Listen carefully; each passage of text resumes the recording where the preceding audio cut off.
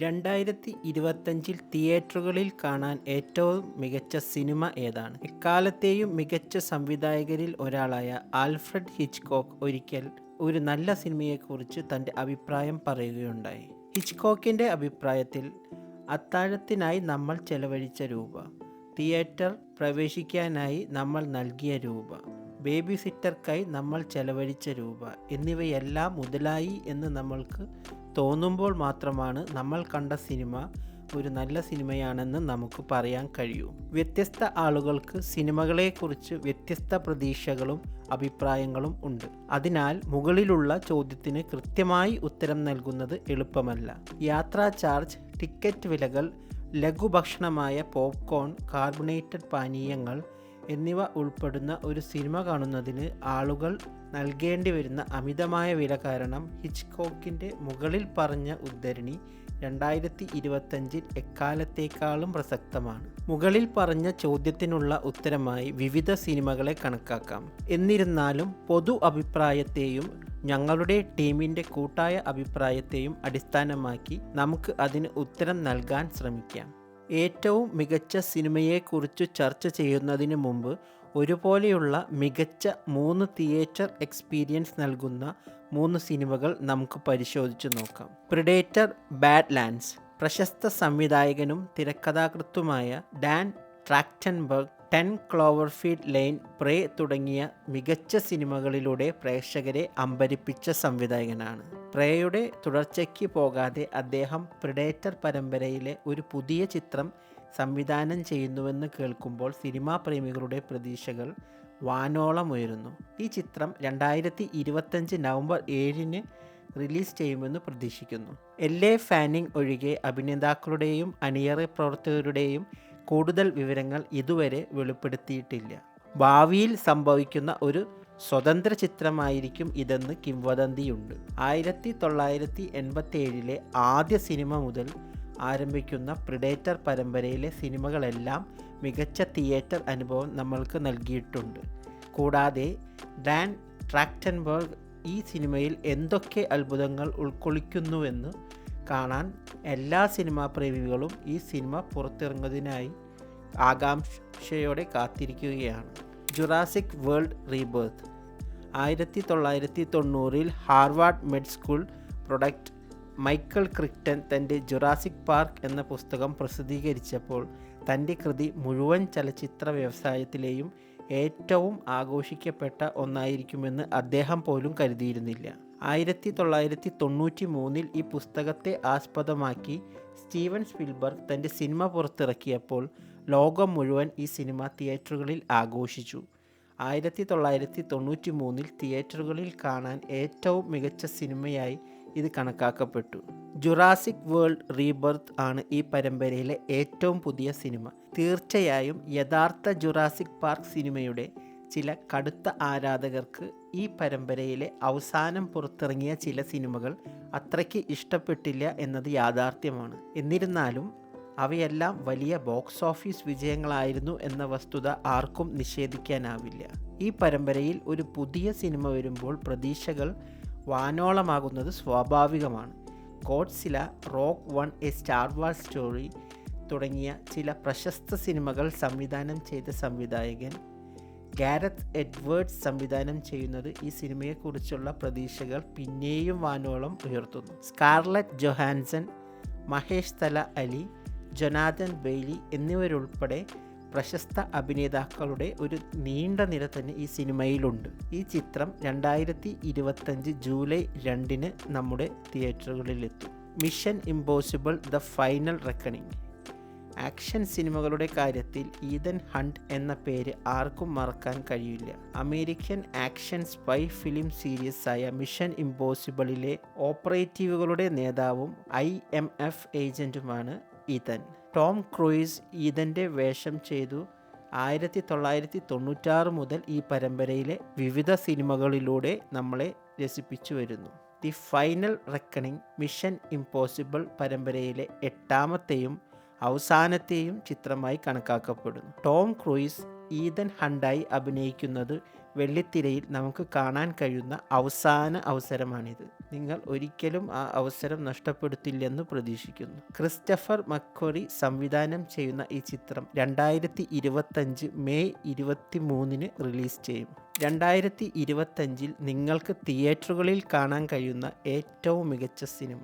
2025 നിങ്ങൾക്ക് തിയേറ്ററുകളിൽ കാണാൻ കഴിയുന്ന ഏറ്റവും മികച്ച സിനിമ ഏതെന്ന് വെളിപ്പെടുത്താനുള്ള സമയമാണിത്. നമ്മൾ മുമ്പ് ചർച്ച ചെയ്ത 3 സിനിമകൾ നിങ്ങൾ പരിശോധിച്ചിട്ടുണ്ടെങ്കിൽ അവ 3ഉം ഇതുവരെ റിലീസ് ചെയ്തിട്ടില്ലെന്ന് നമുക്ക് കാണാൻ കഴിയും.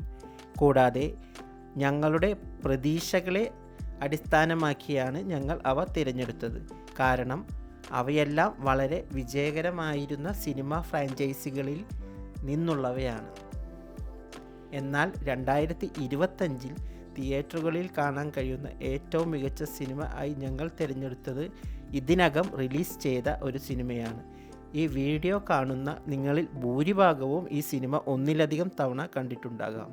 അതെ, 2025 തിയേറ്ററുകളിൽ കാണാൻ ഏറ്റവും മികച്ച ചിത്രം ഇൻ്റർസ്റ്റെല്ലാർ ആണ്. ഇൻ്റർസ്റ്റെല്ലാർ 2014 പുറത്തിറങ്ങിയ ഒരു ചിത്രമായിരുന്നു. സിനിമാ പ്രേമികൾക്കിടയിൽ ഒരു വലിയ ഓളം ഉണ്ടാക്കിയ ഒരു സിനിമ ആയിരുന്നു ഇൻ്റർസ്റ്റെല്ലാർ. 10ാം വാർഷികം കാരണം 2024 ഡിസംബർ 13 USA-യിലും ലോകമെമ്പാടുമുള്ള മറ്റു രാജ്യങ്ങളിലും ചിത്രം വീണ്ടും റിലീസ് ചെയ്തു. വിവിധ കാരണങ്ങളാൽ 2024 ഡിസംബറിൽ ഇന്ത്യയിൽ റിലീസ് നടന്നില്ല. 2025 ഫെബ്രുവരി 7 ഇന്ത്യയിൽ റിലീസ് ചെയ്തത്. സ്റ്റീവൻ സ്പിൽബർഗ് സംവിധാനം ചെയ്യാൻ ആദ്യം ചാറ്റ് ചെയ്തിരുന്ന ഒരു സിനിമയായിരുന്നു ഇതെന്ന് ഇൻ്റർസ്റ്റെല്ലാർ ആരാധകരിൽ പലർക്കും അറിയാത്ത ഒരു രഹസ്യമാണ്. ജൊനാഥൻ നോളനുമായി അദ്ദേഹം സഹകരിച്ചു സിനിമയെക്കുറിച്ച് പല ചർച്ചകൾ നടത്തി. സ്പിൽബർഗ് സിനിമയുടെ ഷൂട്ടിംഗ് ആരംഭിക്കാൻ എല്ലാ ഒരുക്കങ്ങളും എടുത്തിരുന്നു.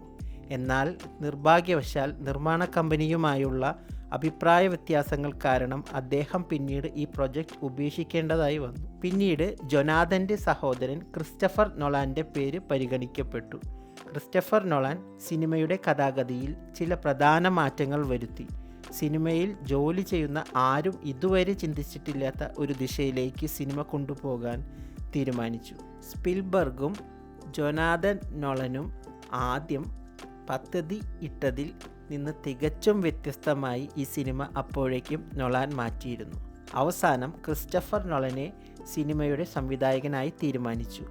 അദ്ദേഹത്തിൻ്റെ വീക്ഷണവും സഹോദരൻ ജൊനാഥൻ നൊളൻ്റെ എഴുതാനുള്ള വൈദഗ്ധ്യവും ഒത്തുചേർന്നപ്പോൾ സിനിമ മറ്റൊരു തലത്തിലേക്ക് കൊണ്ടുപോയി എന്ന് തന്നെ നമുക്ക് പറയാം. സിനിമയുടെ 10ാം വാർഷിക റിലീസ് പോലെ ബ്ലൂറേയുടെ ഒരു പ്രത്യേക 10ാം വാർഷിക പതിപ്പും പുറത്തിറങ്ങി. സിനിമയും പിന്നണി ദൃശ്യങ്ങളും ഉൾപ്പെടെ 3 ബ്ലൂറേ ഡിസ്കുകൾ, ക്രിസ്റ്റഫർ നൊളാനിൽ നിന്നുള്ള ഒരു പ്രത്യേക കുറിപ്പ്, ഒരു ലഘുലേഖ, സിനിമയിൽ നിന്നുള്ള കുറച്ച് ഫോട്ടോകളും പോസ്റ്ററുകളും എന്നിവയും ഇതിൽ ഉൾപ്പെട്ടിരുന്നു. വാർണർ ബ്രദേഴ്സ് കളക്ടേഴ്സിനായുള്ള പ്രത്യേക പതിപ്പായി പുറത്തിറങ്ങിയ ഈ ബ്ലൂറേയ്ക്ക് ആരാധകർക്കിടയിൽ മികച്ച സ്വീകാര്യത ലഭിച്ചു.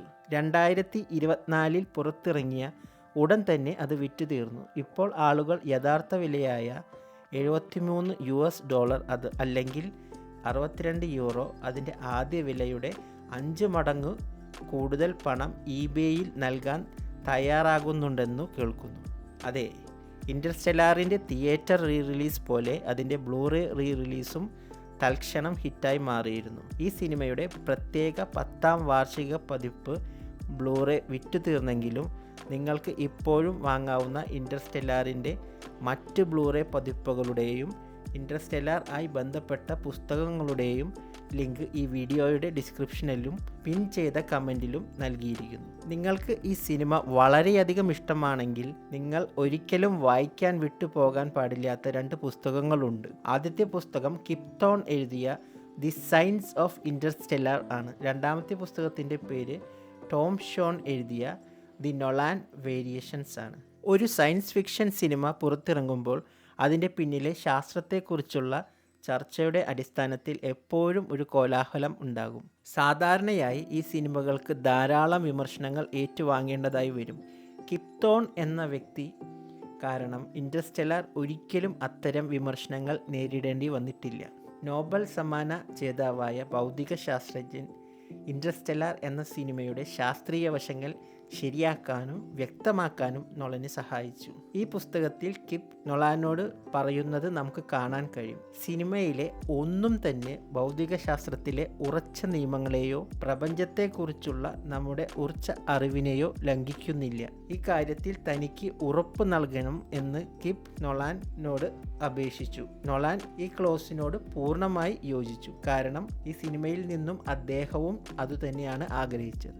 നോളന്റെ ശാസ്ത്രബുദ്ധി മികച്ചതായിരുന്നുവെന്നും അദ്ദേഹത്തിൻ്റെ ആശയങ്ങൾ അസാധാരണമായിരുന്നതിനാൽ നോബൽ സമ്മാന ജേതാവായ ഒരു ഭൗതിക ശാസ്ത്രജ്ഞന് പോലും ചിലപ്പോൾ അവ വ്യാഖ്യാനിക്കാൻ ബുദ്ധിമുട്ടായിരുന്നുവെന്നും കിപ്പ് പറയുന്നത് നമുക്ക് കാണാൻ കഴിയും. ഇൻ്റർസ്റ്റെല്ലാറിൽ കിപ്പിനൊപ്പം പ്രവർത്തിച്ചപ്പോഴുള്ള അനുഭവങ്ങളെ അടിസ്ഥാനമാക്കിയുള്ള ഈ പുസ്തകത്തിൽ ഹോളിവുഡിലെ ഏറ്റവും രഹസ്യ സ്വഭാവമുള്ള ചലച്ചിത്ര സംവിധായകനായി നോളനെ കണക്കാക്കുന്നത് എന്തുകൊണ്ടാണെന്ന് നമുക്ക് മനസ്സിലാക്കാം. നോളനെ പോലുള്ള ഒരു പ്രതിഭയുടെ സൃഷ്ടിപരമായ ഉത്സാഹത്തെയും ശാസ്ത്രീയ മനോഭാവത്തെയും കുറിച്ച് യാതൊരു സംശയവുമില്ല. എന്നാൽ ഒരു സിനിമയെ ഒരു മാസ്റ്റർ പീസായി കണക്കാക്കാൻ അത് മാത്രം പോരാ എന്ന് നമുക്ക് എല്ലാവർക്കും അറിയാം. ആ നേട്ടം കൈവരിക്കാൻ ക്യാമറയ്ക്ക് പിന്നിൽ പ്രവർത്തിക്കുന്ന സാങ്കേതിക വിദഗ്ധരും ക്യാമറയ്ക്ക് മുന്നിൽ പ്രവർത്തിക്കുന്ന അഭിനേതാക്കളും അസാധാരണ കഴിവുള്ളവരായിരിക്കണം. സിനിമയിലെ ഒരു വേഷത്തിന് അനുയോജ്യമായ നടനെ തിരഞ്ഞെടുക്കുക എന്നതാണ് നോളൻ്റെ പ്രത്യേകതകളിൽ ഒന്ന്.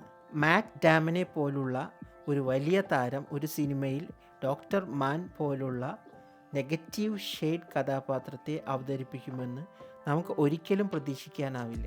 എന്നിരുന്നാലും നോളൻ വിളിക്കുമ്പോൾ ഹോളിവുഡിലെ ഓരോ നടനും നടിയും തൻ്റെ സിനിമയിൽ ഏത് വേഷവും ചെയ്യാൻ തയ്യാറാണെന്ന് പറയപ്പെടുന്നു. കാരണം അദ്ദേഹം സൃഷ്ടിക്കുന്ന ഒരു ചെറിയ കഥാപാത്രത്തിന് പോലും എന്തെങ്കിലും പ്രത്യേകതകൾ ഉണ്ടാകുമെന്ന് അവർക്ക് അറിയാം.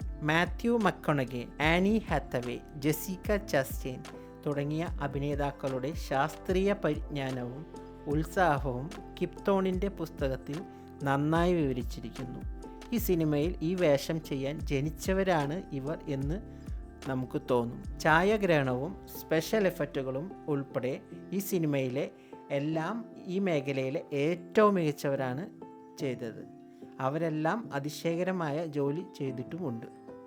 ഈ സിനിമയിലൂടെ നമ്മുടെ ഹൃദയത്തെ സ്പർശിച്ച മറ്റൊരാൾ ഹാൻസ് സിമ്മറാണ്. റിലീസ് ചെയ്ത് 10 വർഷങ്ങൾക്ക് ശേഷവും സോഷ്യൽ മീഡിയ വീഡിയോകളിലെ സംഗീതത്തിൻ്റെ രൂപത്തിലോ അല്ലെങ്കിൽ ഒരു തരത്തിൽ അല്ലെങ്കിൽ മറ്റൊരു തരത്തിൽ ഏതെങ്കിലും പോഡ്കാസ്റ്റിൻ്റെ രൂപത്തിലോ ഈ സിനിമയിലെ അദ്ദേഹത്തിൻ്റെ സംഗീതം നമ്മൾ മിക്കവാറും എല്ലാ ദിവസവും കേൾക്കാറുണ്ട്. ഈ സിനിമയിലെ അദ്ദേഹത്തിൻ്റെ സംഗീതം ഏതൊരു വീഡിയോയെയും അടുത്ത ഘട്ടത്തിലേക്ക് കൊണ്ടുപോകും. അദ്ദേഹത്തിൻ്റെ സംഗീതമായ Stay, Cornfield Chase, First Step, No Time for Caution എന്നിവയെല്ലാം ഏറ്റവും കൂടുതൽ സ്ട്രീം ചെയ്തതും ഡൗൺലോഡ് ചെയ്തതുമായ പശ്ചാത്തല സംഗീതങ്ങളിൽ ഉൾപ്പെടുന്നു. ഇൻ്റർസ്റ്റെല്ലാർ നിരവധി സിനിമാ പ്രേമികളുടെ പ്രിയപ്പെട്ടതാണെങ്കിലും നിർഭാഗ്യവശാൽ ഓസ്കാറിൽ ഇത് അവഗണിക്കപ്പെട്ടു. മികച്ച വിഷ്വൽ എഫക്ട്സ് വിഭാഗത്തിനുള്ള അവാർഡായ ഒരു അക്കാദമി അവാർഡ് മാത്രമാണ് ഇതിന് ലഭിച്ചത്. അക്കാദമി അവാർഡിന് വന്ന ഈ സിനിമ ഒരു പക്ഷേ കാലത്തിനു മുമ്പേ കാലം തെറ്റി വന്ന ഒന്നായി പോയതായിരിക്കും എന്നാണ് തോന്നുന്നത്.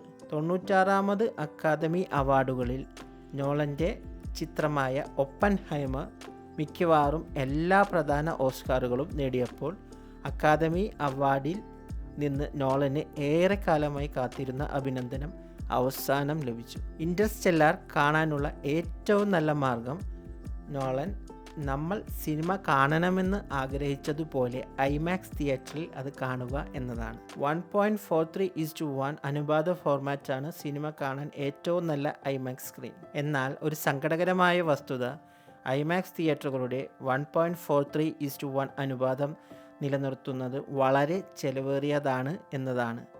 കൂടാതെ പല രാജ്യങ്ങളിലും ഈ സ്ക്രീൻ അനുപാതത്തിൽ ഐമാക്സ് ഇപ്പോൾ ഇല്ല എന്ന് തന്നെ പറയാം. ഇന്ത്യയിൽ ഈ അനുപാതത്തിൽ ഉള്ള നിരവധി സ്ക്രീനുകൾ അടച്ചു പൂട്ടേണ്ടതായി വന്നു. അഹമ്മദാബാദിൽ അവശേഷിക്കുന്ന ഒരേയൊരു തിയേറ്റർ വാണിജ്യ സിനിമകൾ പ്രദർശിപ്പിക്കുന്നുമില്ല. ഈ സിനിമ കാണാനുള്ള രണ്ടാമത്തെ മികച്ച option 4K laser projection IMAX ആണ്. ഈ പ്രൊജക്ഷൻ ഉള്ള കുറച്ച് തിയേറ്ററുകൾ ഇപ്പോൾ ഇന്ത്യയിലുണ്ട്. അതിൽ ഒന്ന് കേരളത്തിലുമുണ്ട് എന്ന് നമുക്ക് അഭിമാനിക്കാം. ഫെബ്രുവരി 7 ഇന്ത്യയിൽ നടന്ന അവസാന റീറിലീസ് ചെയ്യുന്നതിന് മുമ്പ് തന്നെ മിക്കവാറും എല്ലാ IMAX സ്ക്രീനുകളിലും പൂർണ്ണമായി ബുക്ക് ചെയ്യപ്പെട്ടിരുന്നു. അതിനാൽ നിരവധി സിനിമാ പ്രേമികൾക്ക് ഇപ്പോഴും സിനിമ IMAXിൽ കാണാൻ കഴിഞ്ഞില്ല. വളരെ കുറച്ച് ടിക്കറ്റുകൾ മാത്രമേ റീറിലീസ് ദിവസം ശേഷിച്ചിരുന്നുള്ളൂ. ചില IMAX തിയേറ്ററുകളിൽ പിൻനിരയിലെയും മധ്യനിരയിലെയും സീറ്റുകൾ ഇതിനകം ബുക്ക് ചെയ്തിരുന്നതിനാൽ പ്രേക്ഷകർക്ക് മുൻനിര സീറ്റുകളിൽ ഇരുന്ന് സിനിമ കാണേണ്ടി വന്നു. പലർക്കും IMAXിൽ സിനിമ കാണാൻ കഴിഞ്ഞില്ല എന്നത് ഒരു വാസ്തവമാണ്. ഒരു ആഴ്ച കഴിഞ്ഞാലും റീറിലീസ് നീട്ടണമെന്ന് അവർ അഭ്യർത്ഥിച്ചു. എന്നാൽ തുടർന്നുള്ള ആഴ്ചകളിൽ പുതിയ റിലീസുകൾ നിശ്ചയിച്ചിരുന്നതിനാൽ അത് സാധ്യമായില്ല. ഡിജിറ്റൽ DVD, ബ്ലൂറേ ഫോർമാറ്റുകളിൽ ഇൻ്റർസ്റ്റെല്ലർ സിനിമ സ്വന്തമാക്കിയതിനു ശേഷവും ഞങ്ങളുടെ ടീമിലെ കുറച്ച് ആളുകൾ നൂറുകണക്കിന് കിലോമീറ്ററുകൾ സഞ്ചരിച്ച് IMAXിൽ ഈ സിനിമ ആവേശത്തോടെ ഒന്നിലധികം തവണ കണ്ടു. ആളുകൾ ഈ സിനിമയെ എത്രമാത്രം സ്നേഹിക്കുന്നുവെന്നതിന് ഇത് ഒരു നിദർശനമാണ്. The cornfield chase, worm hole scene, docking scene, black hole scene തുടങ്ങിയ ചിത്രത്തിലെ ചില രംഗങ്ങൾ കാഴ്ചക്കാർക്ക് ഒരു ഗംഭീര തിയേറ്റർ അനുഭവം തന്നെ നൽകി. 2025 എത്ര സിനിമകൾ റിലീസ് ചെയ്താലും ഇൻ്റർസ്റ്റെല്ലാർ പ്രേക്ഷകർക്ക് നൽകിയ തിയേറ്റർ അനുഭവത്തെ മറികടക്കാൻ കഴിയില്ല. 2034 20ാം വാർഷിക റീറിലീസിലും 2039 25ാം വാർഷിക റീറിലീസിലും ആളുകൾ ഈ സിനിമ വീണ്ടും തിയേറ്ററുകളിൽ കാണാൻ പദ്ധതിയിടുമ്പോൾ ഈ സിനിമ എന്തൊക്കെയോ പ്രത്യേകതകളുള്ള സിനിമയാണെന്ന് നിങ്ങൾക്ക് മനസ്സിലാക്കാം. ഈ സിനിമ 2034 വീണ്ടും റിലീസ് ചെയ്യുമോ എന്ന് പ്രൊഡക്ഷൻ ഹൗസും നിർമ്മാതാക്കളും ഇപ്പോഴും സ്ഥിരീകരിച്ചിട്ടില്ല. പക്ഷേ ഇത് വീണ്ടും റിലീസ് ചെയ്യുമെന്ന് സിനിമാ പ്രേമികൾക്ക് 100% ഉറപ്പുണ്ട്. ഭാവിയിൽ ഇത് കാണാനുള്ള പദ്ധതികൾ ഇപ്പോൾ തന്നെ അവർ ആരംഭിച്ചു കഴിഞ്ഞു. സ്റ്റാൻലി കുബ്രിക്കിൻ്റെ 2001 എ സ്പേസ് ഒഡീസിയുടെ അതേ ലീഗിൽ ഇൻ്റർസ്റ്റെല്ലാറിനെ ഭാവി തലമുറ പരിഗണിക്കുമെന്ന് പല സിനിമാ പ്രേമികളും വിശ്വസിക്കുന്നു. ആ സിനിമ തിയേറ്ററിൽ പോയി കാണാൻ കഴിഞ്ഞു എന്ന് അടുത്ത തലമുറയോട് അഭിമാനത്തോടെ സിനിമാ പ്രേമികൾ പറയുന്ന സിനിമകൾ വളരെ കുറവായിരിക്കും. എന്നാൽ മിക്ക സിനിമാ പ്രേമികൾക്കും ഇൻ്റർസ്റ്റെല്ലാർ എപ്പോഴും ആ പട്ടികയിൽ ആദ്യ സ്ഥാനങ്ങളിൽ തന്നെ ഉണ്ടായിരിക്കും.